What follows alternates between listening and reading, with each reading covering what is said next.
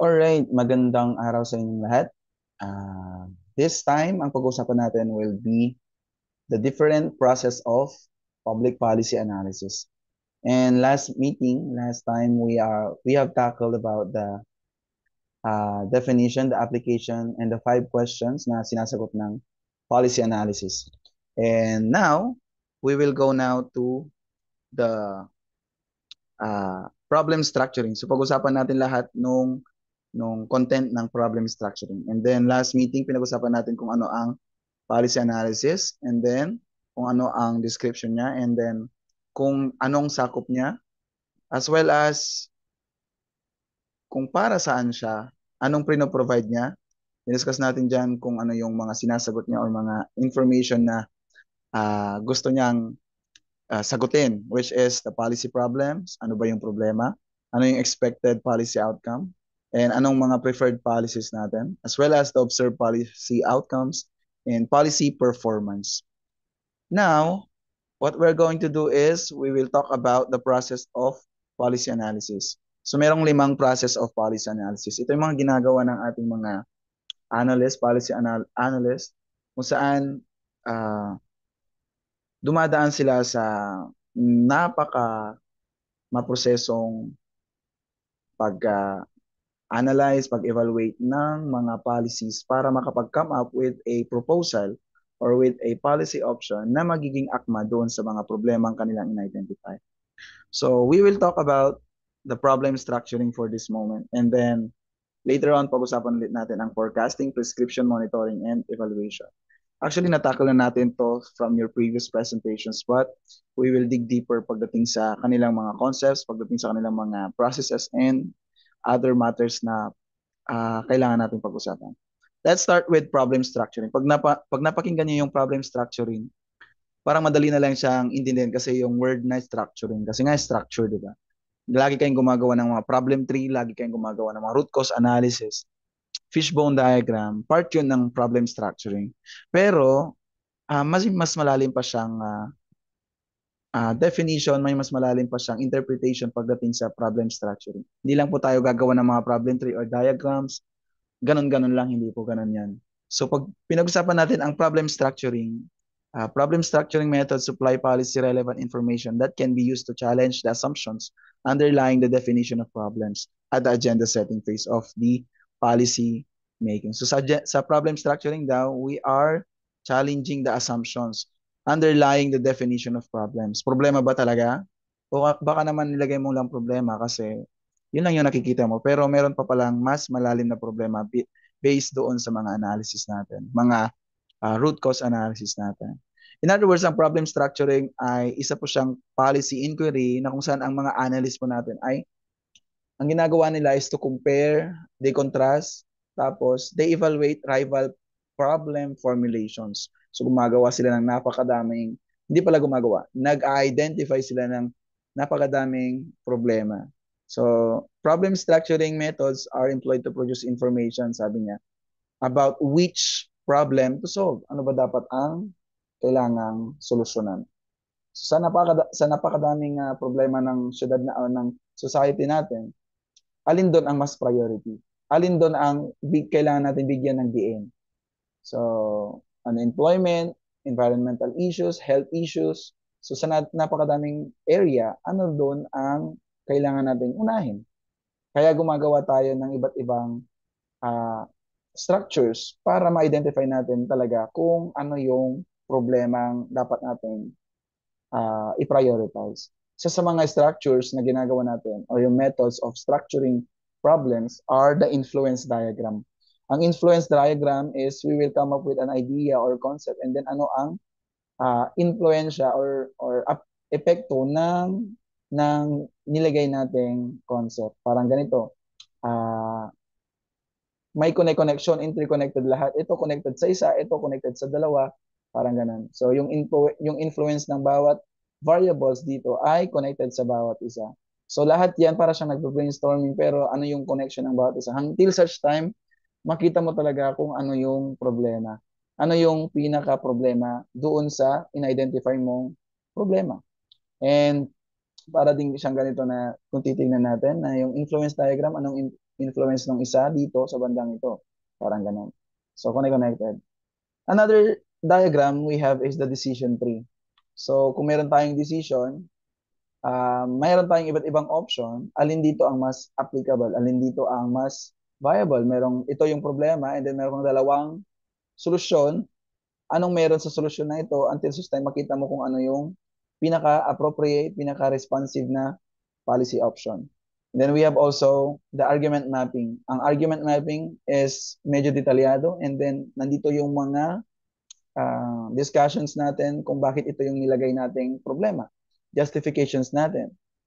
Ganun ang argument mapping. Para siyang influence diagram o kaya naman decision tree na kung saan connected din ang bawat isa. We have also yung problem tree na ginawa natin last time. Yun, isa sa mga pinaka-common na ginagamit yung problem tree talaga. And then yung decision tree also. So, we have also the next one is, kailangan natin i-differentiate ano bang pinagkaiba ng problem sensing versus problem structuring. So, sa problem sensing isa ito sa mga proseso ng policy analysis. Pero, mas in-emphasize natin yung problem structuring because problem structuring is part of problem sensing. But before you conduct a policy analysis, ang unang-una pong ginagawa dyan ay hindi mag-identify ng problema, kundi mag-identify ng situation, problem situation. So ano yung mga circumstances or situations na nakaka-apekto dun sa problema. Bakit mayroong problema? Kumbaga ganun. Puro problema, no? Hindi matapos-tapos na problema. So ganun po ang mga political analysts or mga policy analyst natin. Puro problema ang iniisip nila. So dito sa problem sensing, before you structure a problem and identify the real problem, kailangan mo daw munang maintindihan kung ano daw yung totoong sitwasyon. Ano daw yung existing situation and ano yung mga possible cause of this situation. Gaano kaseryoso yung situation na yon. And then in this case, you are employing problem sensing before problem structuring. So you are trying to sense or you are trying to feel the problem situations in a certain given area. Kung didignan nyo yung diagram, problem sensing, papunta siya sa problem situation until yun, pupunta siya sa problem structuring. And then sa problem structuring, magkakaroon ka ng policy problem. Doon mo ma-identify yung policy problem. Ang tanong mo dyan is, tama ba tong problema na ko? Nagkaroon ka na ng ng influence diagram, decision tree, tama ba? Kung yes, diretso ka sa pag-resolve ng problema. You will create a policy solutions. Pero kung no, babalik ka sa problem structuring. Bakit mali? Bakit hindi tama? So, problem dissolving naman yon. So, you will remove every problem na hindi connected doon sa problema mismo, yung mga causes. Okay. So, policy solution, and then is it the right solution? Kung yes, and then yun nga, you will choose a policy option. You will choose a preferred policy, and then pupunta ka ulit kung yes yung solution na yun, tama na yun, and then you will sense dapat ina-address niya yung situation. Is it the right solution? Kung yes, dapat ina-address niya. Kung mali, and then i-resolve mo ngayon yung solution na yun. Bakit hindi siya akma doon sa problema? So, problem unsolving, and then babalik ka ulit sa situation. So, paikot-ikot lang yung problem process natin. We have also the characteristics of problems. Ang characteristics of problem, ibig sabihin mga parang, anong tawag dito? Mga something na pag nakita mo, ay, ito yung problema. Ito yung connection ng bawat problema, kumbaga. So, we have number one is the interdependency. Pag sinabi nating interdependency is, pwedeng yung problemang ina-identify mo is connected doon sa napakadami pang problema. It can affect other problems in other areas. For example, problema sa energy. Kung walang source of energy, kung kulang ang source of energy, and then magkakaproblema sa lahat ng area like healthcare, di ba? Paano magkakaroon ng efficient healthcare system kung problema natin ang kuryente, problema natin ang renewable energies. So lahat na po ng problema lahat ng mga in-identify natin na problems can be interconnected with one another. They are dependent with one another. Kung problema po natin ay unemployment, pwedeng ang problema ay nakaapekto sa education o kaya sa economy, di ba? Mababa ang ekonomiya, tataas ang presyo ng bilihin. O kaya naman sa education, bakit problema ang employment? Because hindi nakakapag-aral ang mga tao. Maraming dropouts. Malaki ay ang rate ng dropouts, kumbaga, parang ganun.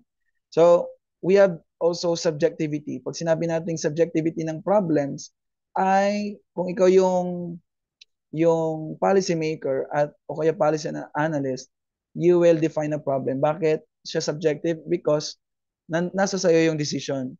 There is somehow partiality of identifying problems. Sometimes we have this personal bias na gagawin natin i-identify natin yung problema kahit hindi naman talaga problema. Magpapa-sports tayo sa barangay natin kahit hindi naman kailangan. Hindi naman yun yung need. Mas need pa nga yung drainage system natin. Kaya naman yung mga street light na walang ilaw sa daan. Pero sports tayo ng sports, diba? Sometimes yung mga problema is nagiging partial tayo. Kasi yung mga decision makers natin, kaya nilang mag-identify ng problema kahit hindi naman problema. So, isa sa mga characteristics ng problema, pwedeng hindi yun problema. Paulit-ulit na problema ito. Alright? So, we have also artificiality. Bakit artificiality? Kasi nga artificial. So, policy problems are possible only when human beings make judgments about the desirability of altering some problem situation. So, in other words, it cannot exist without human judgment. So, connected siya sa subjectivity. Itong mga ginagawa nating problema or mga na-identify nating problema sa barangay natin, sa munisipyo natin, can be subjective, can be artificial. Pwedeng gawa-gawa lang natin. Diba? That's why, papasok dyan yung mga policy analyst natin na yung mga batas na ipinapasa natin, totoo nga ba talagang ina-address niya yung problema? O baka may batas pero wala namang pangil, wala namang nangyayari. We have also instability. Bakit instability? Ang characteristic ng problem. There may be as many different solutions for a problem as there are definitions of that problem. Bakit unstable? Kasi napakadami pong pwedeng solution nung problema. And then, the problems and solutions are in constant flux. Sa dami po ng mga pwedeng maging solution, doon sa problema, nagkakagulo-gulo yung definition ng problema. Guluhan ba kayo doon? Kasi yung mga terms natin, puro problema. No? But don't be confused. Pag sinabi natin instability, nagkakaroon lang ng instability when the problems are not properly defined.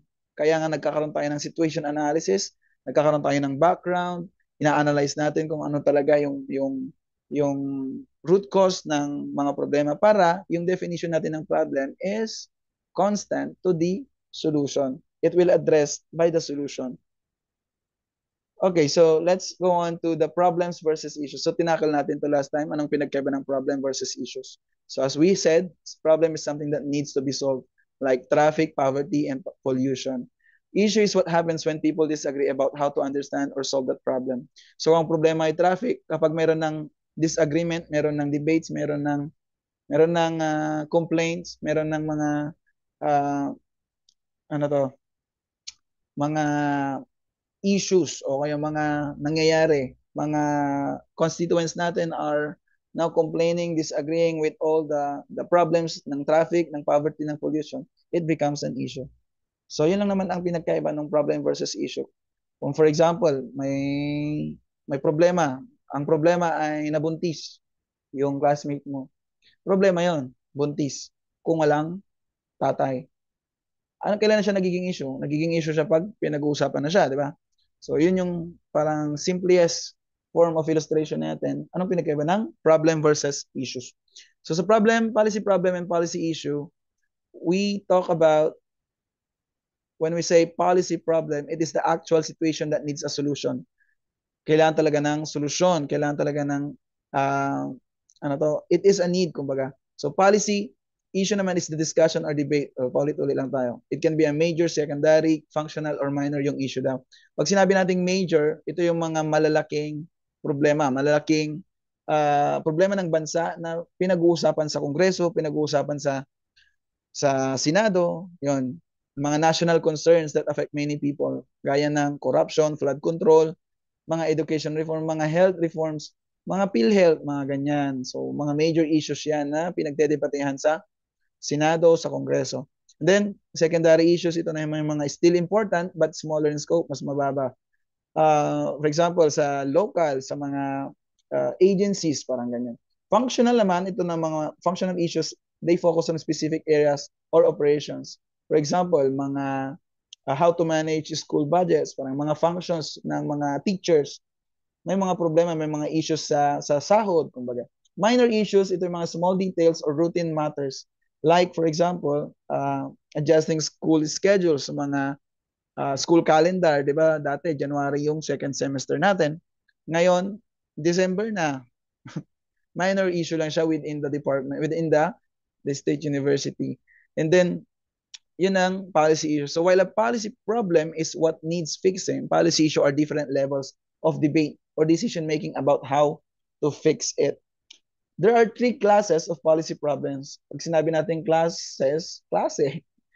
Pag sinabi natin classes of policy problem, iba't ibang uri ng problema, policy problem, mga problema sa society natin na kailangan ng batas. Una is well-structured problems. Pangalawa is moderately structured problems. And pangatlo ay ill-structured problems. Unahin natin yung well-structured problems. Ano ba ang well-structured problems? Ang well-structured problems is an easy to understand problem where the choices and outcomes are clear. Ibig sabihin, only one or few people na kailangan ng mag-decide. There are only few options to choose from. Few people, few options. Everyone agrees the goals and what they want to achieve. So the results of each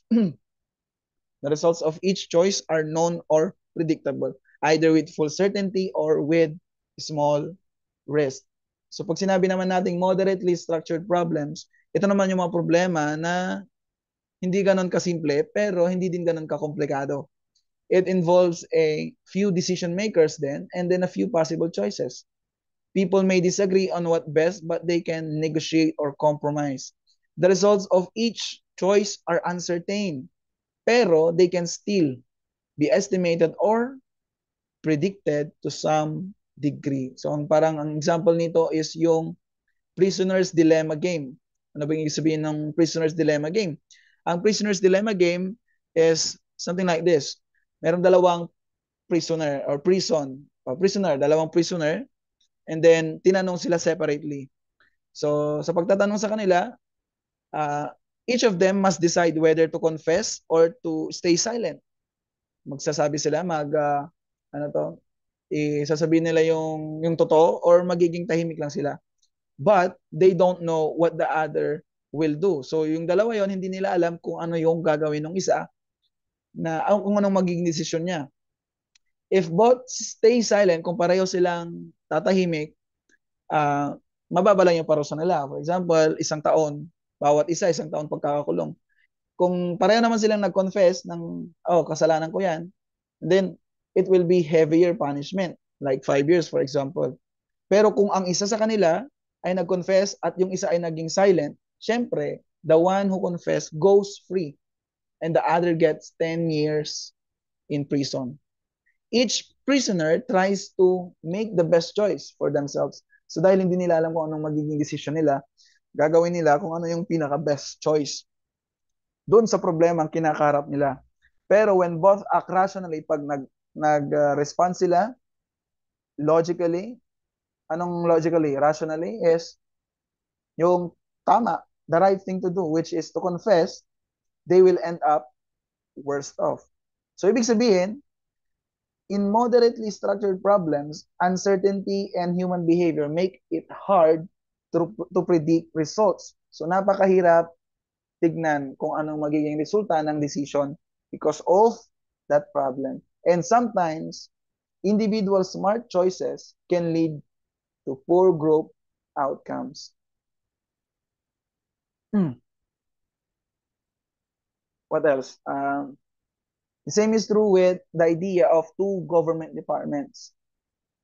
Yung dalawang government department or agencies, pwede nilang gustong maging isolve yung poverty, for example. But if they don't cooperate, kung hindi sila tutulungan, they may duplicate efforts or waste resources. So, doble-doble yung problema, kumbaga. So, sa moderately structured problems, ang mga decision makers ay nagkakaroon ng problema sa paggawa ng mga solusyon. Bakit? Because iilan lang sila at iilan lang din ang pwedeng maging sagot. Dahil konti lang sila, konti lang din ang magiging sagot. We have also the ill-structured problems. Pag ill-structured problem is a complex and confusing problem where it is hard to even define what the real problem is and let alone solve it. Pag pinabayaan mo, medyo sometimes doon pa nasosolve yung problema. Kaya nga siya ill-structured kasi komplikado siya, medyo confusing yung problema. Bakit? There are many decision makers dito na involved, like government agencies, private groups, and the public. Kung madami ang decision makers, madami din ang goals, madami din ang values, madami din ang personal interest, madami din ang biases, iba't ibang gusto. So ang tendency, ang result niya can be conflict. Magkakaroon ng conflict between these decision makers. Kaya nang nangyayari ngayon. So dami ng mga decision makers natin, may congressman na, may senador pa, may presidente pa, di ba? Saan ka pa? The problem solutions and the results are unclear or uncertain. Sa dami ng investigation, hindi matapos ang kaso. Hindi mo alam kung sino talaga ang may sala because ang dami nag-iimbestiga, wala namang nangyayari. Sabay-sabay pa ang investigation, di ba? So the possible solutions and the results are unclear or uncertain. It's hard to rank or compare the choices because what one group prefers, another group might reject. Yung isa gusto, yung isa ayaw. Sometimes, we're not even sure what the best or final solution looks like. So, sa dami ng mga implications or mga solutions na binabat ng mga decision makers natin, hindi mo na alam kung ano talaga ang mas magandang solution. Pero siyempre, maganda din yun kasi madami ang options. The problem is the evaluation. Madaming options, pero how are you going to evaluate every solution na meron because of this numerous decision makers? So, let's give an ill-structured problem. For example, is climate change. So, many countries, many companies, and organizations are involved when it comes to climate change. Meron sila kanya-kanyang interest. Yung iba, focus nila ay sa economy. Yung iba naman, environment. The best solution, dahil doon, hindi na clear yung solution. Ano ba talaga ang tutumbukin kong area? O kaya, ano ba talaga ang i-address ko when it comes to climate change? Environment ba? Economy ba? And the problem keeps changing over time. So, nagbabago-bago yung problema sa climate change. Dati, ang problema, El Nino. Minsan, La Nina. What else? Minsan, bagyo. Minsan, earthquake. Minsan, lumalamig na rin siya. Kidding aside. So, lumalamig na rin siya. Ibig sabihin, cold na siya sa'yo. Parang ganyan. So, there's no clear point where we can say, solve na yung problema about climate change. That's why many real policy problems like poverty, mga yan, education reform, healthcare, are ill-structured problems. They involve conflicts, uncertainty, and no simple answers. Pero pag parang yung kanina, mga simple lang, mga moderately structured problems, hindi siya masyadong komplikado, hindi rin siya masyadong simple, kayang-kaya yan ng mga nasa barangay level. Diba? Alright, so we have here the three phases of problem structuring. Three phases, ibig sabihin, is yung kanilang mga contents. Yung kanilang mga ginagawa within problem structuring. So, una is yung mga stages. Kumbaga. Una is problem search. So, sa problem structuring, kailangan mo muna mag-problem search. Under siya ng problem sensing. Ano yung situation, ano yung problema, you search it, problem definition, and problem specification. So sa problem search, gaya ng sinabi natin, discovery of many problem, representations of multiple, structured. May problema dito sa isa, pero represented by napakadaming organizations. So based doon sa kanilang mga representations, alin doon ang tunay na nagbibigay ng problema. So the goal is not the discovery of a single problem. It is rather the discovery of many problem representations of multiple stakeholders. O hindi daw yung problema, yung single problem ang ginagawa, kundi tinitignan kung sino-sino yung multiple stakeholders na yun na nagre-represent ng problema na yun. So the problem search means finding and understanding how different people see a problem, not just finding one true problem. In real life, there is not just one clear problem. Instead, there are many versions of the problem depending on who you ask. So kung sino mang tatanungin mo, iba-iba ang sinasabing problema. Punta ka sa barangay, iba ang problema. Punta ka kay kapitan, iba ang problema. Punta ka kay sekretaryo, wala din, iba din. Punta ka kay tanod, iba din ang sinasabi. Punta ka kay mayor, iba din. So each stakeholder, like mga government officials, kahit sa mga citizens, has their own viewpoint and definition of what the problem is. Dahil dito, the policy and analysts they face yung tinatawag nating meta problem. When they search the problem, they encounter this kind of meta problem or problem of problems. Na ibig sabihin ng meta problem, that is problem of problems. Take note. Ang ibig sabihin nun, all of these different perspectives are mixed together and hard to organize. So sa dami ng mga kunyari, nagsa-survey ka, ano bang problema niyo dyan? Sabi, ang dami nilang sinabi. Ang dami nilang problema. May problema sa isa, may nanganganak na naman ng ibang problema. Meta problem ang tawag doon. Naghalo-halo na lahat. That's why maganda ang problem structuring para makita mo yung kabuuan. So the main task is to set clear boundaries.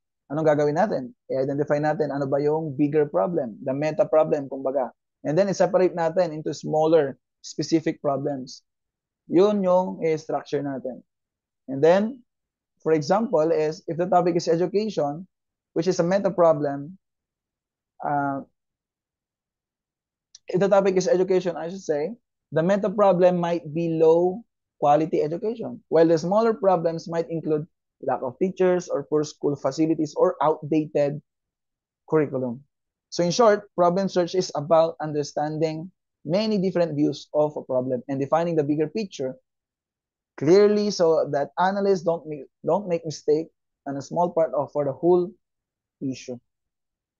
Problem definition, ang dami nating sinabi, pero problem search lang yung ina-explain natin. So take note sa problem search, ang mga analysts daw po natin nagkakaroon ng meta problem. Sa dami ng mga problema na tinatanong nila, nagkakaroon ng problem of problems. So ganun lang. So sa problem definition naman, common sense. So we identify the problem, ano yung problema, and then we deal with it and how we will look at it.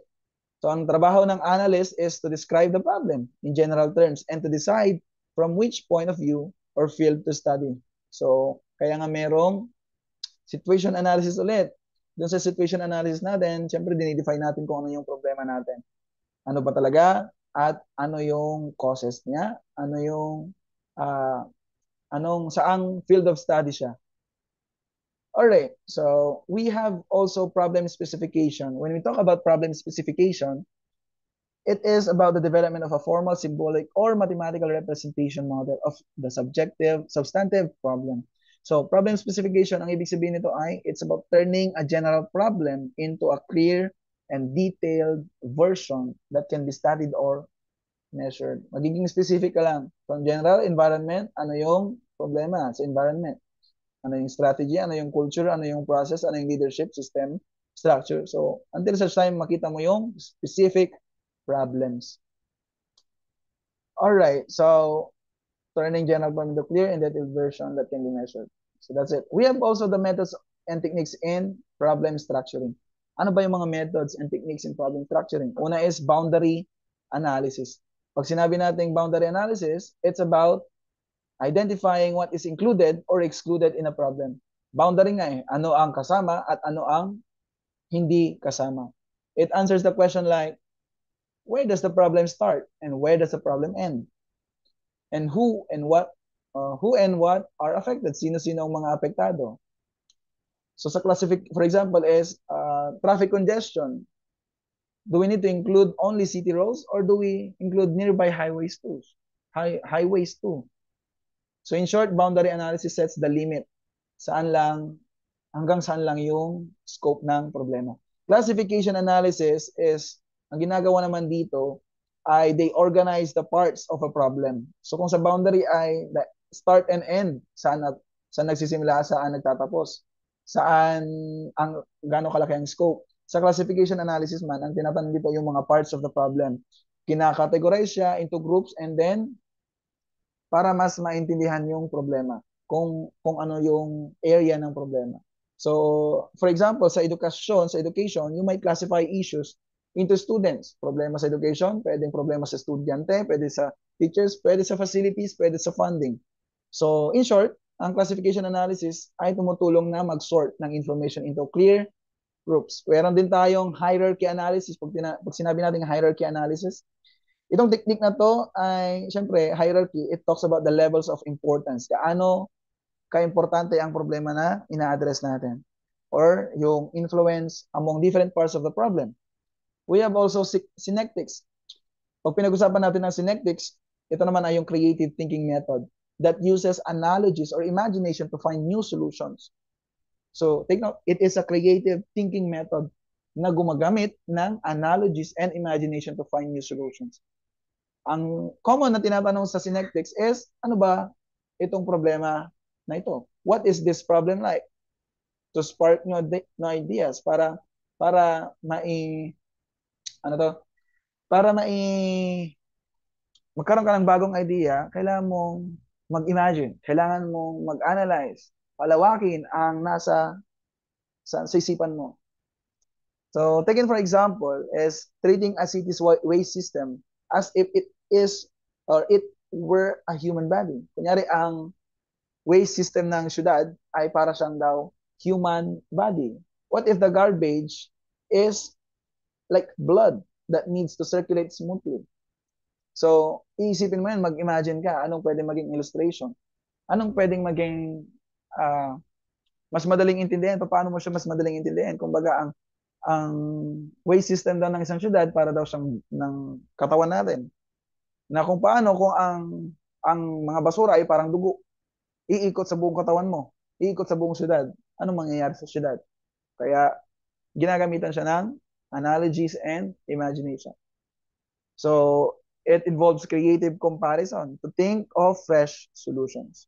So, kung isosolusyon natin yung basura para hindi siya maging parang dugo ng katawan, edi, uminom tayo ng madaming tubig para malinisan. So, anong gagawin natin para malinisan ang mga basura, matanggal lahat yan? Magtanggap tayo ng mga policies related to basura, like anti-plastic, di ba? So, magkanta tayo ng programs pagdating sa mga daily routines, pagdating sa segregation of waste. Dami.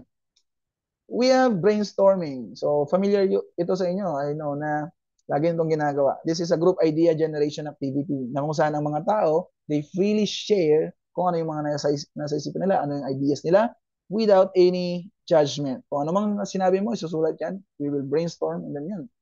Lalabas na kung ano yung mga ideas natin. We have also the multiple perspective analysis. Pag sinabi natin multiple perspective analysis, ito naman yung method kung saan yung mga problema ay may iba't ibang viewpoints. Kaya nga multiple eh. For example, political, economic, social, environmental, yung PESEL analysis, diba?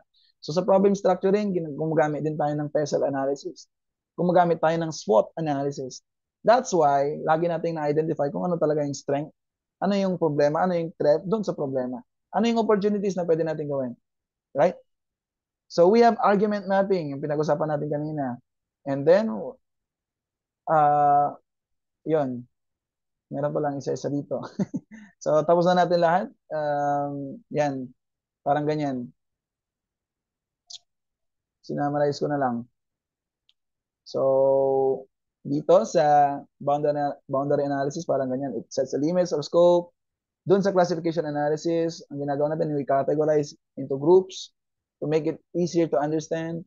And then we sort information. Doon naman sa hierarchy analysis, tinitingnan natin ano yung mga priority natin, ano yung top priority natin, ano yung mas importante sa atin. And then synectics, the use of creative imagination, analogies, creative thinking method. Ayun. So, doon naman sa brainstorming, sa group idea generation.